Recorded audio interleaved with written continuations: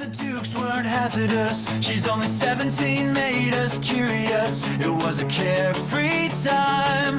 How about we jump back and rewind? We were living on Winger and a prayer, just garbage pail kids with mullets and big hair. Let's open up another pack. Gen X wants their future back. Break out the denim jackets and faded band patches. Share memories, Polaroid captured. It's the Gen X marks the spot podcast.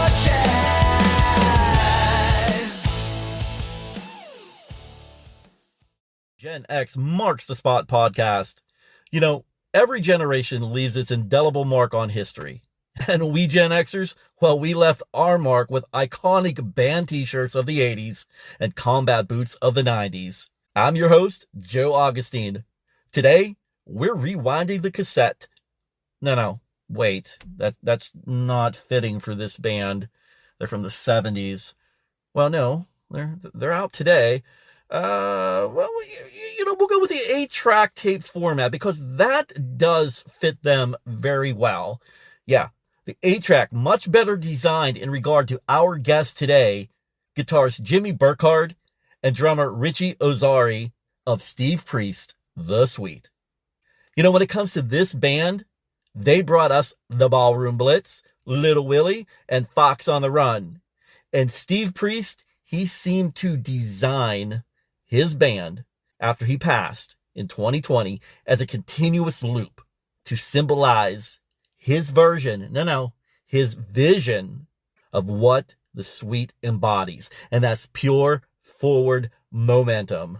You know, the timeless beauty of the 8-track loop and the Sweet, it lies in their ability to keep the music alive.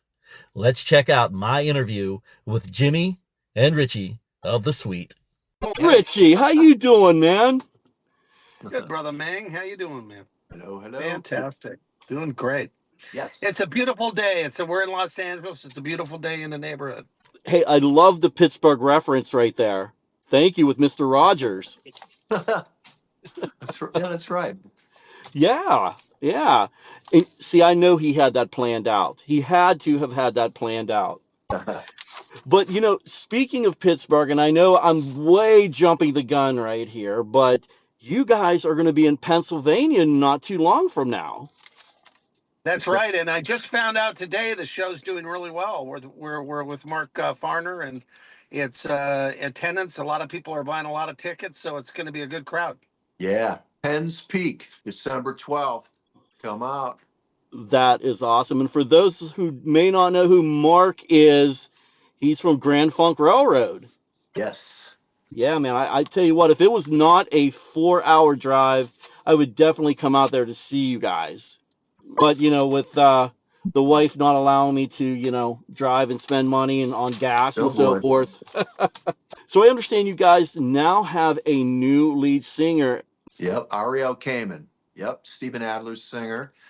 And we recruited him over to Sweet, and he's kicking ass. He's a great guy, great singer, great performer. How did that all come about, recruiting Ari? Patrick, who we had before, was going great, but Patrick needed a more steady gig, so he took a different gig. He went a different route. So we started looking around, and I saw Ari in some Instagrams or whatever social media posts, and I didn't know it was him at first, but then I looked into it. I'm like, oh, that's Steven Adler's singer. Anyway, I contacted him. Richie and I went to the Whiskey to catch him at a show, talked to him, and there you go. But then beyond that, we can see he's just talented all around. He's got a good voice, and he knows how to use it. You hear him doing the Sweet songs, the old classics and everything. He sounds amazing. He can do the Brian Connolly thing. He can clean his voice up. But then when he goes up higher, it gets that, you know, that raspy Axel thing. Steven Tyler, you get our new single. We even hear shades of Freddie Mercury. He's a talented guy. Well, he's only been with you guys, since May, June, somewhere around there? Yeah, Richie, right? Yeah, he's right up there. Mm-hmm. Yeah, he's been with us for about 8 months, and he's right up there with the greatest singers. And what's interesting that he is unique. Everybody thinks it's just the Axl thing, but just like what Jimmy just said, he can pretty much. But what's great about Sweet is he gets to be him, and he cops some of these other people, but we're in the studio cutting new stuff with him, and we're so excited when everybody starts hearing these new tracks that we've already cut that we're going to be releasing. Uh, Everybody's going to be blown out because we're blown out. We are just like, wow. We are just so delighted that we have somebody of that's unique because there's plenty of parents out there. So many people cop all these different artists, but when it's time for putting out new material, they don't really get away from that. Copping this singer, he sounds kind of like what, David Coverdale or blah blah blah. No, Ari he's and because he's from South America, he has a defining kind of a unique sound as well with his the way he articulates his vowels and so forth. Yeah, he's something else. When he first came in too, we all told him we want you to be you. We don't want Axl. We want you to be yourself and bring that out. And the more we play with him, the more we hear that, which is awesome, to see that develop. Because he's been doing the Axl thing for so long. Obviously, he's got that nailed. But this is cool to see who he is. Well, I can't wait to see what you guys have in works for new material. Do you have a certain idea of when that's going to be released, or what stage are you guys in right now with the album? We have 2 songs pretty much in the can. Of course, nowadays you have to do a video with it. So we hope to accomplish that in early 26 with the videos, and then release early the first one. Will come out in a couple months later, the next one, and then we're in production on several more right now. So it's very excited about creating. It's like Sweet and beyond. It's a 21st century Sweet, and being part of the lineage with Steve Priest for the last 20 years. I've been in the band with Priest. We did a lot of things, but when you hear with what we're getting ready to do, how it involves Steve Priest, fans are really going to get excited. I can't wait. To give you a little hint. Yeah. So let me ask you this, and then you may not be able to say anything. So is there some already laid down tracks that Steve had that you guys are using? You never know. You're pretty psychic. I mean, you're psychic. No, psychic was correct the first time. I like that. I like it. You never know. Maybe he sang a little bit. Maybe he did this or that. Maybe he danced. But we can't let the cat out of the bag yet. When I hear that those who are no longer with us, especially musicians, and of course he had to have tracks laid down that maybe you didn't know about, maybe you knew about, and then now you're incorporating that almost as if you're honoring him and the legacy of the band. That's, to me, is saying so much about the current band now and how you want to continue that legacy. Yeah, I was asked by the family to do his eulogy. We were close. And Steve was one of the founders. I mean, it was really Conley and Tucker and him, and they had 3 different guitarists. Then Andy joined the band, and then he played on all the hits. Bottom line, but Steve was there right at the beginning of this, and what a character, man! What a jolly fellow, and to be that close with we're partners with the family, and they encouraged us to keep on going, honoring Steve, and it's we're just very grateful. We're in gratitude. Yes. Yeah, no, I know there's some fans out there, well, we want to call them fans, but they'll say, it's a tribute act and such like that. And, for me, I don't have that train of thought whatsoever. I know Jimmy and I had talked over the weekend about that, and I look at it as if it's a sports team. You have the Pittsburgh Steelers of 1975 when they won the Super Bowl. And then in 1975, Sweet was out. And what was the number one song? Was it Little Willie, or there's new players now with Sweet? There's new players now with the Steelers. I'm still going to root for the Steelers. I'm still going to be a fan of Sweet.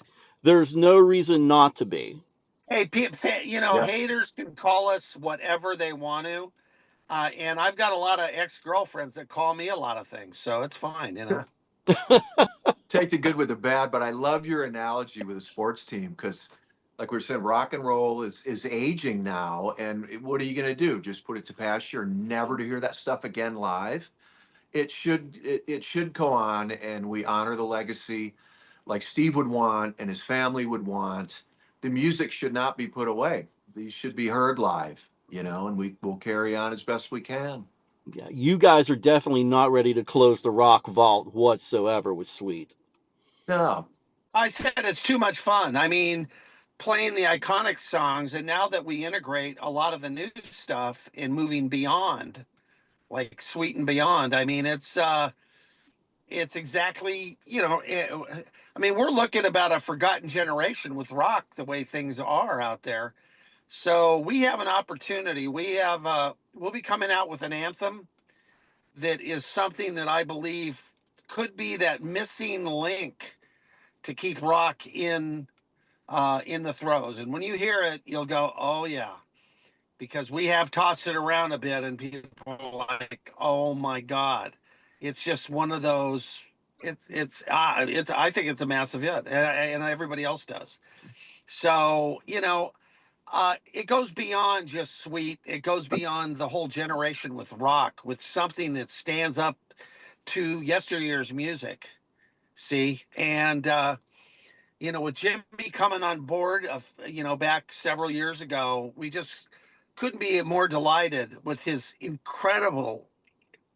He's just so tasty, his guitar playing, and mostly now his guitar tone is like forget about it. He's got these new amps, and it's just unreal. And the chemistry. And I've been with, Stevie was with me 20 years ago when Priest came out of retirement. And I was playing with Keith Emerson at the time, and I was with the guys from Toto, and I was all that. But Steve offered me an equal, cut of the band.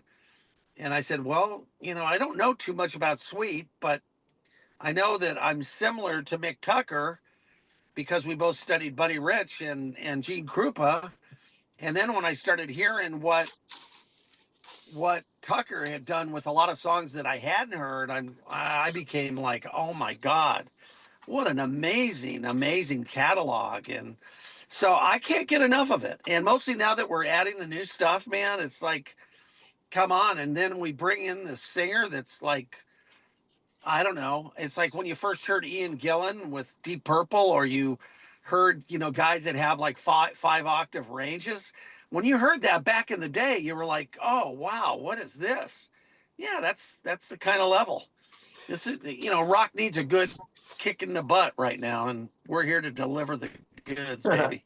Well, I had my oldest son who, he's 18 right now, and he loves hard rock, heavy metal, all the classics. And when I had him listen to Ari, he goes to me, Dad, that singer right there does not need no AI whatsoever. that's correct. That's right. He's So the real deal. Very talented. yeah, I couldn't have agreed with him more. And I just looked at him and I'm like, dude, you're spot on. And I think that's what rock needs right now. We don't need AI. We absolutely need singers like Ari and performers like you guys to carry on that torch. I mean, he is one of the sweetest, most incredible people I've ever met. I mean, besides myself, no, and Jimmy. I mean, but but but but really, man, it was like, what a freaking nice freaking individual. And it's just, it's all about your front man. You got to have somebody that, it's about the whole chemistry of a band. But without Mick Jagger, without Steve Tyler, without Roth, Plant, Axel. Freddie. You got to have that guy that relates and puts it to the crowd. He's your MC, you know, Right. He's the got that ringleader. flair. He's got that charisma, and he got the crowd in the palm of his hands. And I saw that in Big some of the time. videos. Hmm. You called Jimmy Tasty in his playing style. Why don't you just give him that nickname now? It goes right along with sweet, tasty, sweet. Well, yeah, Might yeah. have to I put mean, it on the there. guy. I was doing this jam in Studio City out here, and at the time we had Mitch Perry, who's a monster guitarist, and then things kind of went a different direction. He had some problems with his playing. Now he's back, but Jimmy came in and sat in. And I go, where'd this guy come from? What the hell? I mean, he's not only tasty, but here I don't mean to make you blush, Jimmy, but I mean he does it all. I mean he can play. When I heard Jimmy's playing, it was like kind of like Brian May meets I don't know who. He's got his own style, just like Ari. That's what's important, man. You got guys that are original, but it's very reminiscent of what it takes. It's always about the lead singer and guitarist. Let's face it, it's a lot about that. We have all the weapons. We got so many weapons. It's ridiculous. It really is a good band, and it's fun to play, as Richie said. Yeah, it's fun to get on stage and make music with these guys. It's really cool. Where he sat in, it's called Universal. It's a little Universal joint Bar and right Grill. on. Yeah, Yeah. it's on Lancashire, and I did a celebrity jam, and I had everybody, guys from the Scorpions sit in. It was a celebrity. I tried to really just focus on getting major people up there. We didn't really let anybody up there unless they had some, somewhat of a good track record. And I'd use, kind of like a house band. Shad McNabb would come in sometimes, and the bass Dan from Great White, and I'd use Jamie Hunting on bass, and then I used the Who's guitarist and keyboard player. He, just it was a great combination. Right. I mean, there was great guys great drummers would get up, and then Jimmy, did you do when you came up? Did you do you did a whole night, right? You did the whole night a few I did times, one of the correct? nights. You were like, Yeah, Mitch couldn't do it. I did one of a whole night. Yeah, one or two. Maybe some years before that yeah. we did play on something at one of those whiskey jams. But I don't remember the song, but that Universal Bar and Grill, yeah, I remember that one. We were jamming. I'm in it for the Yeah. music, That's it. Yeah. And I think as a fan, that's Yep. what I like to hear. You're in it for the music, you're in it for the That's it. fans, and that's what makes rock and roll great. It stands the test of time. Rock and roll is not dead. I think there's some No. bass player out there that keeps saying that, but I don't believe it's dead. We've heard that. No, it's not. Comes and goes to the forefront, but it's never gone away. Well, Simmons is the name of a mattress, and maybe he wants to sleep on that mattress, but we're not. Oh my gosh, I got to compose myself now. Richie's got a million of them. Oh, and Stanley is a steamer. There you go. Oh my. We're in it for love of music, man, and making people happy. And this Friday coming up, we're in Vegas. Yes, I was going to ask you about that. The Golden Nugget. We're in the showroom in Vegas this coming Friday, November 7th. Looking forward to it. The machine going, it's going to be a blast. And again, you guys are going to be in Pennsylvania, my home state. Yes. Yeah, Jim Thorpe, Pennsylvania at Penn's Peak. Doing a show with Mark Farner's Grand Funk Railroad. Or no, it's Mark Farner's American Band. That's what he's calling it. Yeah.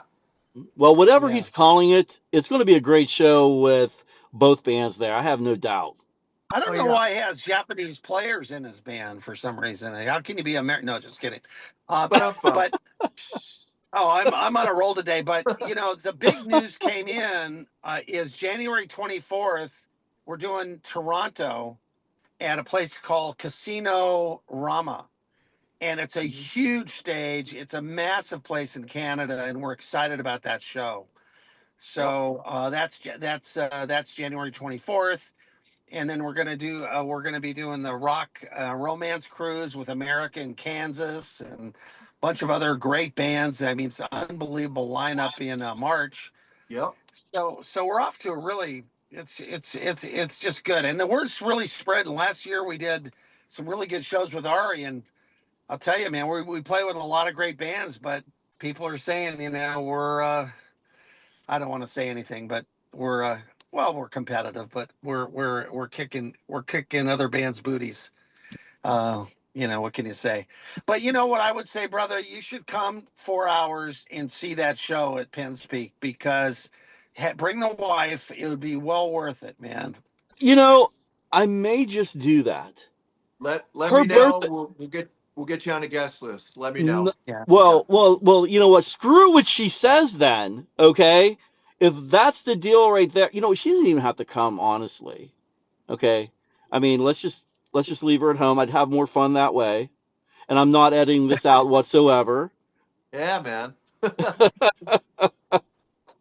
Anyway, I better shut up before I get in more trouble. So, but hey, guys, good luck with the new album that's going to be coming out, the tours that are ahead, and who knows, maybe I'll pop into Jim Thorpe, PA, and see you guys. Right on. Thank you. Yeah. With Ari, I think you guys are going to have him in the front of the band for many years to come. That's great. We are excited about that. And you can introduce us at that show too. Have you ever done that on stage? I have, actually. Yeah. Come on out and introduce the band. You know a lot about us now, so drum us up. It always has to do with the drummer, wanting that attention, drum us up, drumming up attention.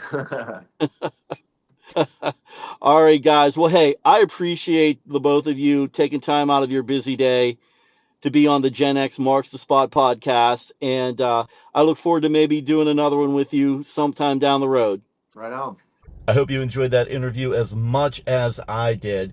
Thinking about this, I probably should have just renamed today's show for one day. Instead of Gen X Marks the Spot podcast, I should have renamed it Gen X, the Sweet Spot podcast. What do you think? I don't know. Anyway, big thanks to Jimmy and Richie of The Sweet for joining me today, giving us a look into what keeps the band rolling strong, from honoring Steve Priest's legacy to showcasing Ari Kamen's incredible vocals. He's going to be a good one.